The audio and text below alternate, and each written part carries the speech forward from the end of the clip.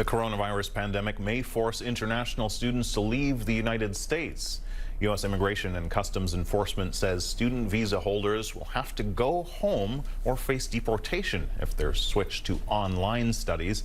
Additionally, new student visas won't be issued.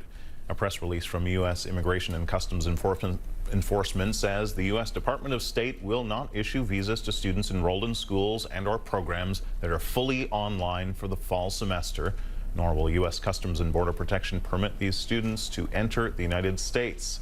CNN Justice correspondent Jessica Schneider joins me now from Washington with more on this announcement. Many students across the U.S. and those abroad waiting to get in thrown into turmoil here.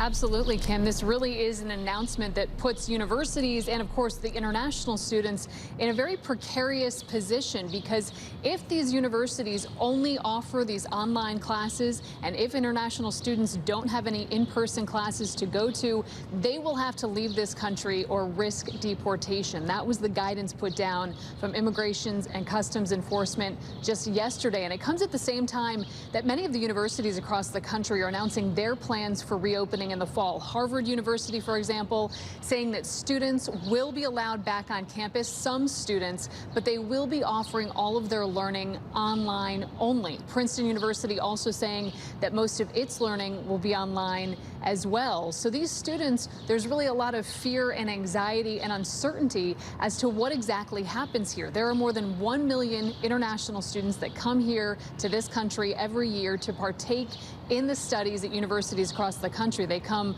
mostly from China and South Korea, Saudi Arabia, and Canada. Most are wondering what happens here if they come to this country and if initially there are online classes offered, but then maybe the pandemic gets worse and some of these universities switch back to online-only classes. Will they have to go back to their home country? What if they can't go back to their home country? So there's a lot of uncertainty. You know, this, though, is status quo for ICE. ICE, their guidance in general is that international students coming here to this country cannot take online classes only. However, they're not easing up during this pandemic as some people thought they might. So it is very strict guidance here. And you know, Kim, this is really just the latest restriction on legal immigration imposed by the Trump administration.